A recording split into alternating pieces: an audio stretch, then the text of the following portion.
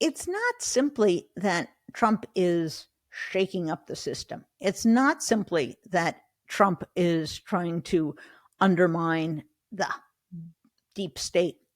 It is that he is trying to undermine America.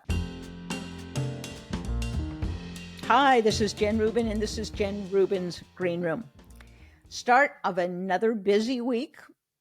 President-elect Trump is presumably going ahead with the most unfit, immoral, unqualified, reckless cabinet nominations in the history of America.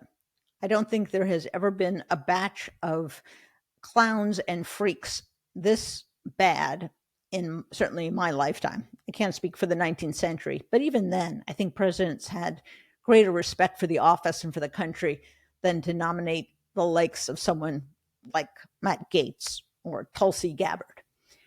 What's going on? It's not simply that Trump is shaking up the system. It's not simply that Trump is trying to undermine the deep state. It is that he is trying to undermine America. He is putting people who are unqualified, who are sympathetic to Russia, in charge of important functions. What will RFK Jr. do to Americans' health? What happens when we have the next pandemic? What happens to children who may be susceptible to communicable diseases, or older Americans? What happens when polio comes back? People will die. People will get hurt. What is Trump doing? He's doing what all pathological narcissists do, which he destroys anything and everything around him. He has to be the one who survives, who stands upon the rubble, who delivers retribution for all the imagined wrongs done to him. That's what's going on. It's not just coincidence that he's picked these bad people. It's intentional. And now we turn to the United States Senate. What are they going to do about this? Well, Republicans are infamous for their spinelessness. We've gone through this before. Oh, I didn't hear the tweet, or, oh, he really doesn't mean this, or, oh, it won't be so bad. But what happens now when they are in charge, when they must decide whether to confirm one of these whack job nominees?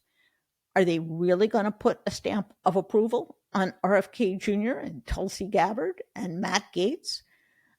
Are they going to roll up their tent, skip out of town, and go on recess so Trump can put all these people through and they can abdicate a critical part of their constitutional duties?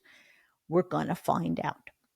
And for those of them who decide to support this, either by voting for these clowns or by running for cover, what are we going to do about them? There has to be a political price. It's not going to be immediate, but we do have midterms that will come up in 2026. And the people who irresponsibly put dangerous, treasonous, unfit people in positions of authority are responsible not only for those people, but for all the horrors that will unfold. And Democrats better get started now, tracking these people, holding these people accountable, and making clear to ordinary voters who voted for what and who's responsible for what. One of the things that drove Democrats crazy in the last election was that people continually said, oh, Trump was the one who gave me a check. Well, first of all, Congress voted for those checks. And secondly, Biden gave them checks too. He just didn't put his name on it. And for people who don't get political news, who never pick up a newspaper, who never turn on CNN, who never even bother with Fox News, those people really have no idea what's going on. And that means we have to bend over backwards, not to suck up to these people, not to make excuses for them, but at least to communicate the basic facts. You don't have a vaccine because you're not getting a child tax credit because all the good things that are happening at the state level, they have to know why they're getting those things. Oh, You have a chip manufacturing plant because a Democratic president put that into effect, and a Democratic governor went out and solicited bids. And now you have X number of thousands of jobs. It's that simple. You can't talk broad themes. You have to boil it down to nuts and bolts, and you have to be pithy. What do I mean by pithy? How about this? Republicans want to kill your kids. It's actually true. If you're going to oppose vaccinations, if you're going to stop breakthrough medical research, if you're going to allow minors and all sorts of people to get semi-automatic weapons, which they use to shoot up schools, well, then you are responsible for kids' health and death, unfortunately.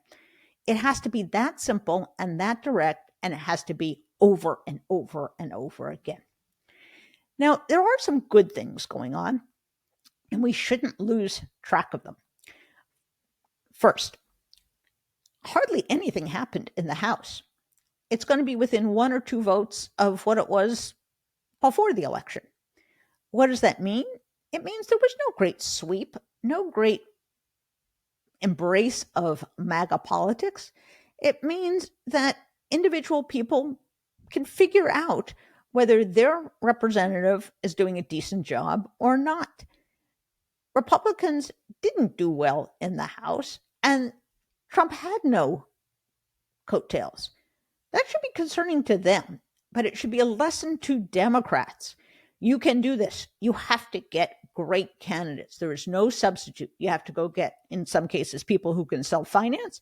You have to get people who can communicate, and you have to get people who can tie what they are doing and what the Republicans are doing to the lives of ordinary people. So that, I think, is a bit of good news. Second piece of good news. I wrote about this at the Washington Post on Monday. We have extraordinary Democratic governors.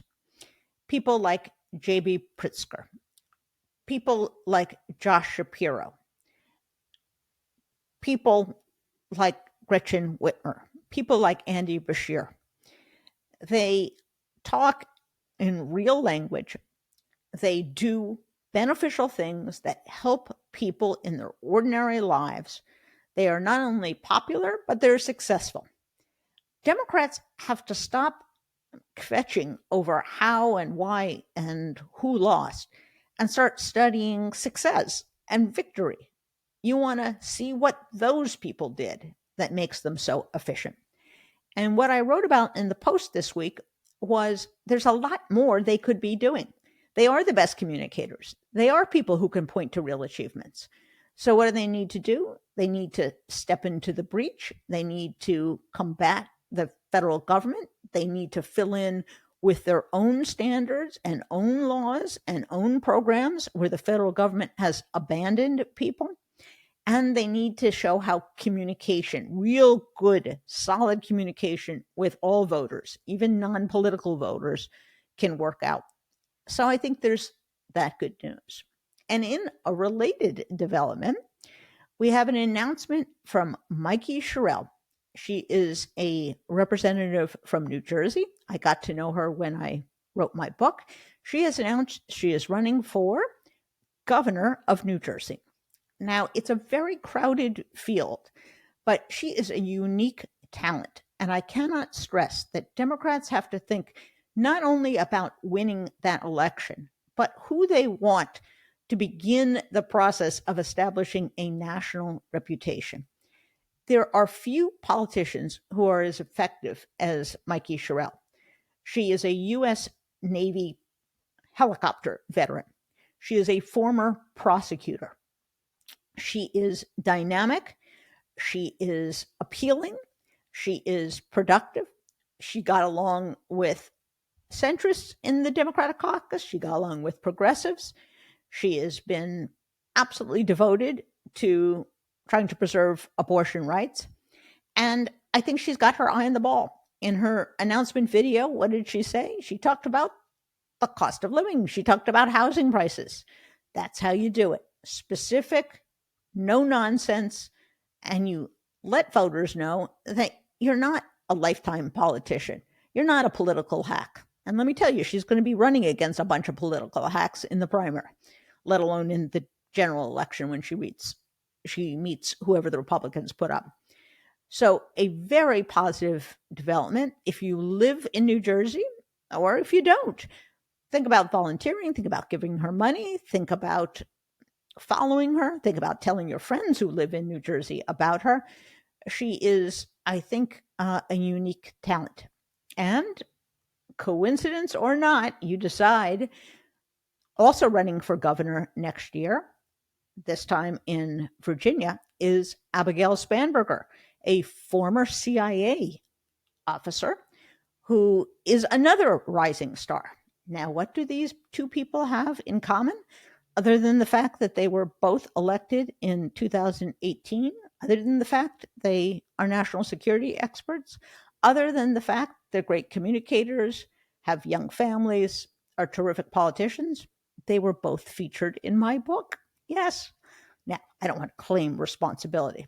Coincidence is not causation. But I raise that to say, I spotted these people way back when. I knew they were big talents. I knew they were special politicians. And you know, the third one who I spent a lot of time talking to, and I thought, oh, she's going places. That's Lisa Slotkin, who just won the Senate race from Michigan. So keep your eye out for these women. There are a lot of Democratic stars if you look in the right places. And I think one election does not mean that the future is dim, let alone non-existent. There will be elections to fight and arguments to make.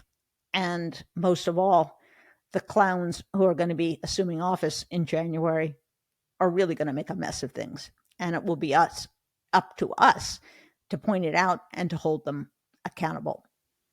So if you enjoy our program, please tell your friends. They can listen, follow us, subscribe, wherever they get their podcasts. Bye-bye.